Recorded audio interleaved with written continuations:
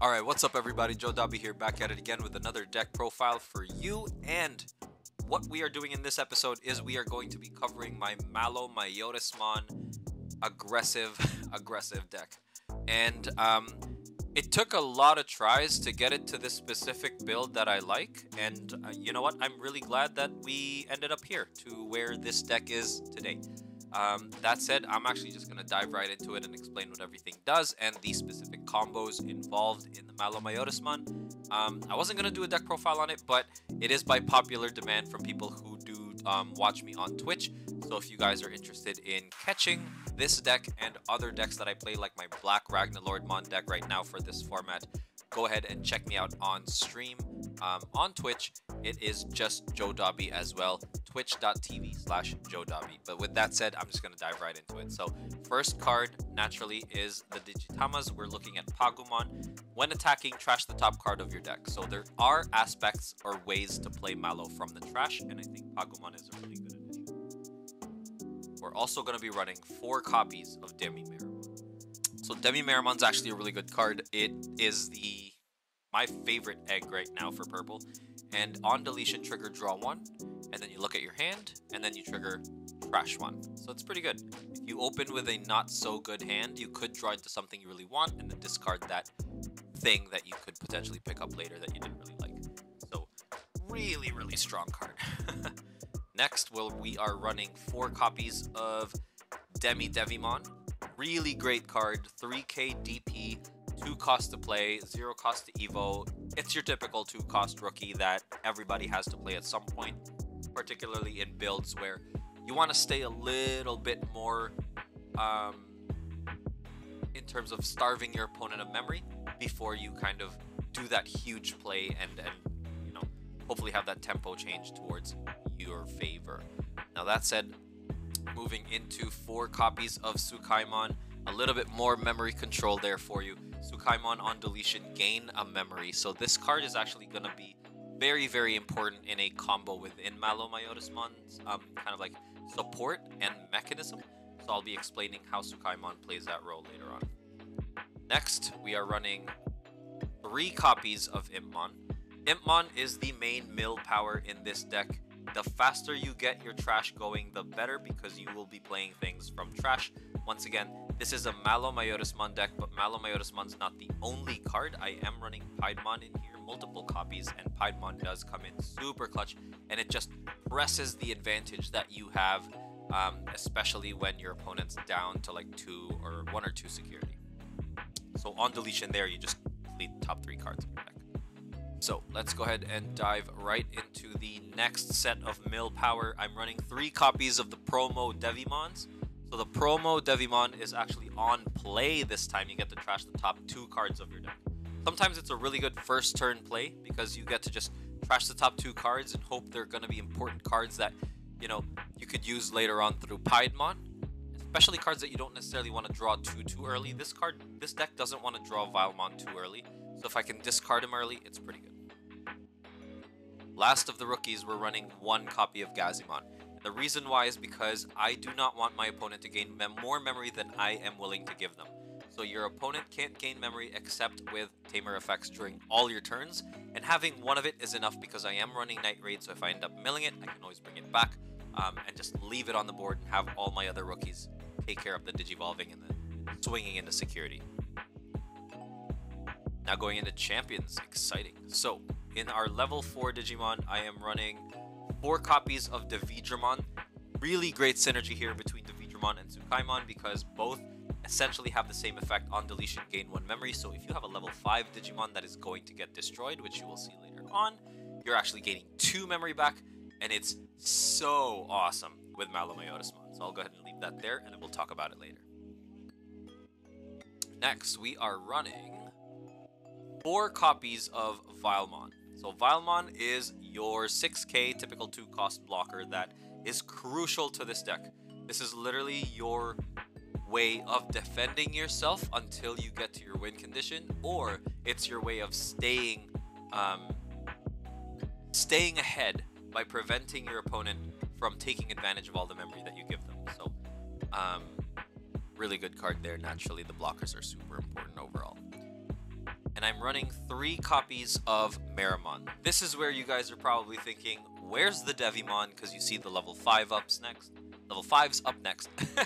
So you're probably thinking, where's the Devimon? So this is a meta call, right? I initially wanted to play 3 Devimon, but then I realized Shine Greymon is one of the top decks right now. It's one of the decks that a lot of people are playing. So because of that, and that ability to just remove or erase the board with, depending on how many tamers you have, I'm running the 3 copies of Meramon. So Meramon is 5k DP, and Shine Greymon deletes or reduces a Digimon's DP by 4,000 based on how many tamers you have. Because of that, we are now looking at 7 Digimon in level 4 that will take 2 tamers to delete. And I think that is super, super important, which is why I'm running the 3 Meramon over the 3 Devimon. Moving on. I am running an aggressive 4 copies of Arukenimon. So here's the effect, guys. So when attacking, you may pay 3 memory to play Malomyotismon from your hand without paying its cost. And then you delete this Digimon. So let me give you a scenario where I am at, let's say I'm at 1 memory, right?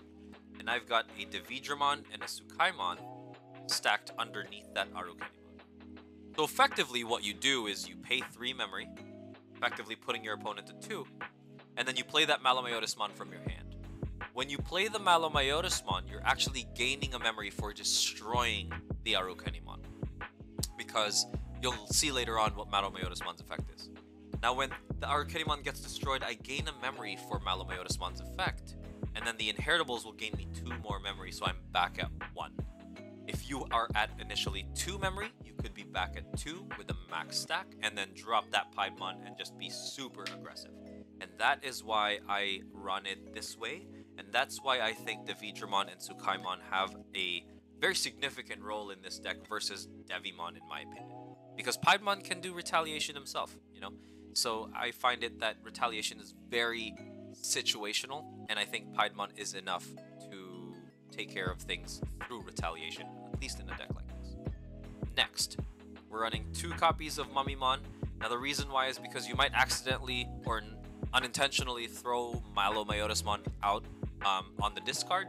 Also, sometimes you're forced to throw Malomyotismon into the discard because the rest of your hand is really nice. For example, when you want to mill through Meramon.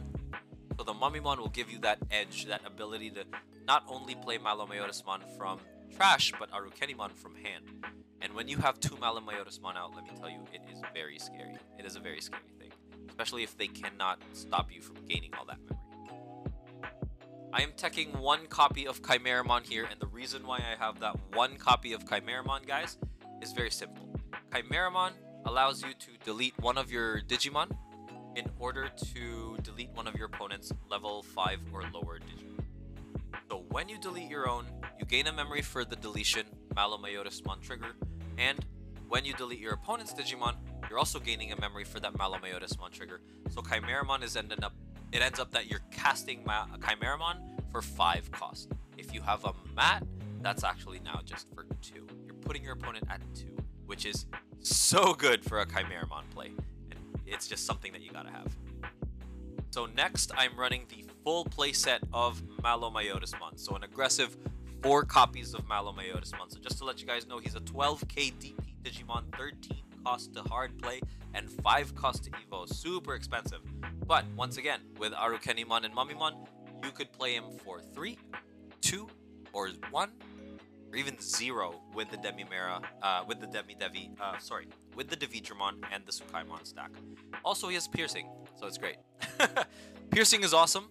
I find that I'm not using piercing as often as I'd like, because you are hard playing Malo through these effects, and when you do that, they typically have summoning sickness. So Malo has summoning sickness and can't swing. So we'll go ahead and leave that there, but very powerful effect here. Because if you have, you know, the passive stacks, so if you have 2 or 3 Malomyotismon out, you're gaining 2 or 3 memory per Digimon that gets destroyed, whether it's yours or your opponent. So if you Chimeramon and get rid of a Digimon on your side and your opponent's side, and you have 2 Malomyotismon out, you're gaining 4 memory, which is crazy. It's awesome. So, next, I'm running 3 copies of Piedmon. Piedmon, 10k DP, 12 cost to play, 3 cost to Evo.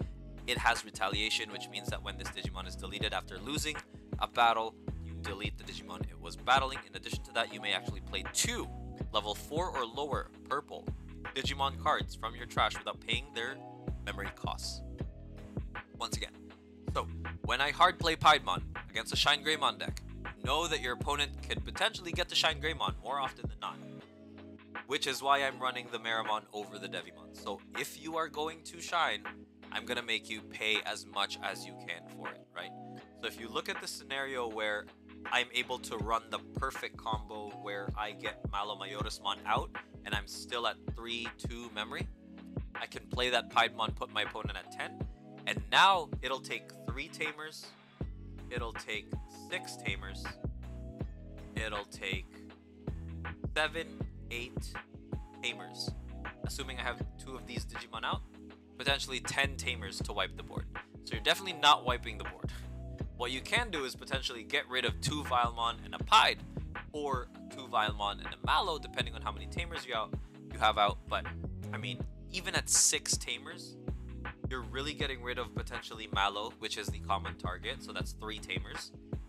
And you're getting rid of maybe a blocker or a Piedmon. But at that point, I'll still have 2 blockers out, and I can still potentially respond. That's the most important part of this deck. Now, I've got 2 copies of Millenniumon, and I've initially hesitated with playing Millenniumon, but I realized that Millenniumon is one of the biggest outs that this deck actually has, because you're hard playing Malo and gaining memory back through the Arukeni and Mummy effects. Then you're hard playing Pied, hoping that Pied doesn't go away and manages to stick a turn, and if it does, you can go straight into Millenniumon and get rid of anything that they've built up to that point, which is awesome. So when Digivolving, you may return one of your opponent's Digimon to the bottom of their deck. Then you trash the Digivolution sources. The best part of this is Millenniumon also comes back. If this card had any Digivolution cards, you may play this card from your trash without paying its memory cost. So there's another combo here, guys. If I have a Malomyotismon out, I could Chimeramon Millenniumon, who will come back, gain all the memory benefits that Malomyotismon has to offer, get rid of a Digimon and gain memory from that, and I'd still have that body, which is really, really good. Now we're going to the options here.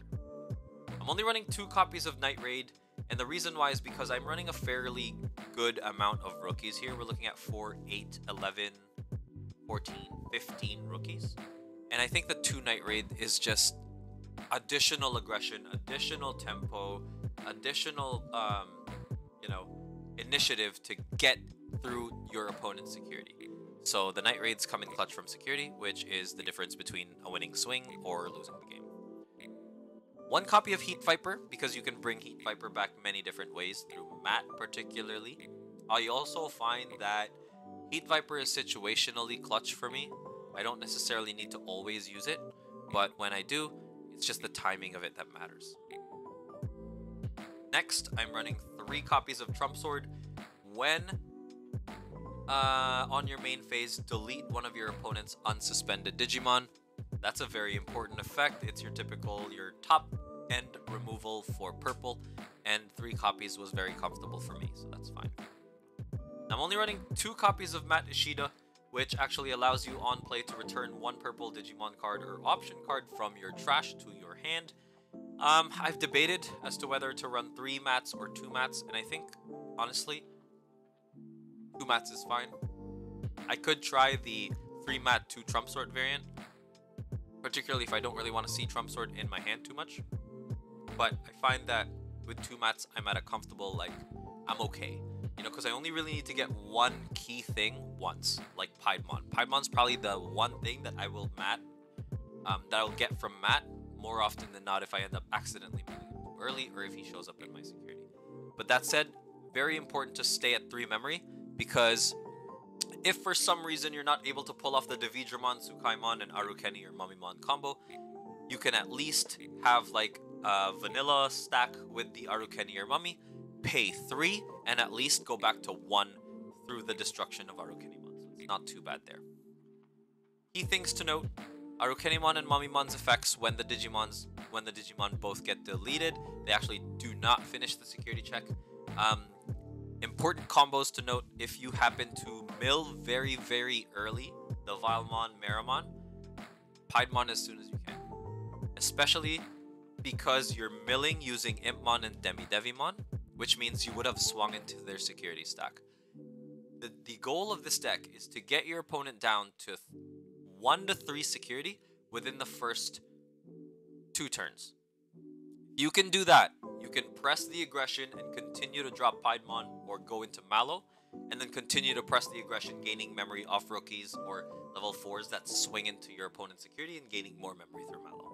So the idea is kind of to just continue to press an advantage, continue to press the attack. It's not the type of deck that is going to succeed when you are 2-3 turns behind. So it took a really long time for me to get to this specific like spread, this type of ratios, build, and cards choices. But I'm very pleased with it, and that's it. That's the deck. So let me know what you guys think in the comments. If you want to see it in action, go ahead and watch my Twitch. I stream pretty much 3 to 4 times a week, and it depends on what I'm feeling or what I'm taking to a tournament, or whether I run viewer battles. Sometimes my viewers or my followers and subs on Twitch would want me to face specific type decks so they can practice their matchups, and yeah, this is the purple deck I play against. But that said, thank you so much, and have a good day. Bye, guys.